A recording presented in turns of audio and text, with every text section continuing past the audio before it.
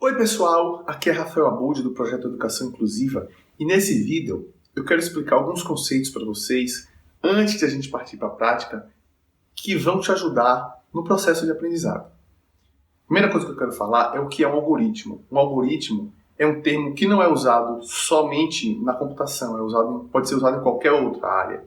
Falando assim de uma maneira informal, um algoritmo é qualquer sequência de passos finita e bem definida. Na verdade, tem que ser uma sequência de passos muito bem definida. Falando de áreas muito próximas a gente, e para vocês entenderem melhor o que é um algoritmo, na culinária, uma receita de bolo ou de qualquer outra coisa pode ser considerada um algoritmo se for muito bem definida.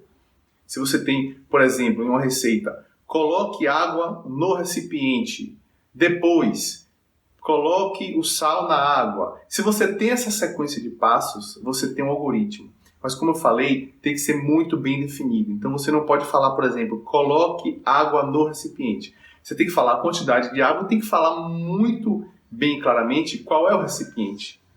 Então, uma outra área que a gente tem um algoritmo também, por exemplo, a medicina.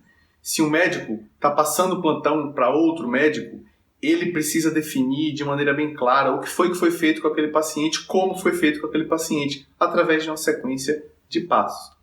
E o que eu quero dizer é que é assim que a gente vai conversar com o computador.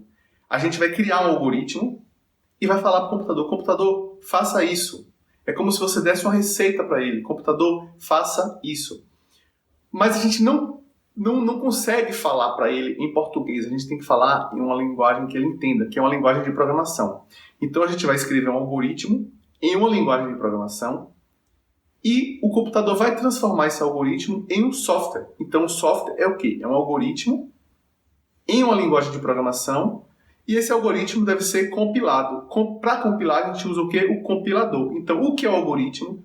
É a sequência de passos. O que é a linguagem de programação?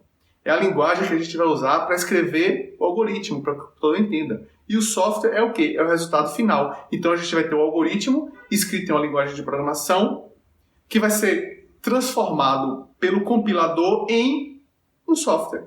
Então, tenham isso bem claro na cabeça de vocês, o que é que a gente vai aprender a fazer. Então a gente vai aprender a escrever algoritmos em uma ou mais linguagens de programação e vamos colocar no compilador para que ele transforme aquilo em um programa.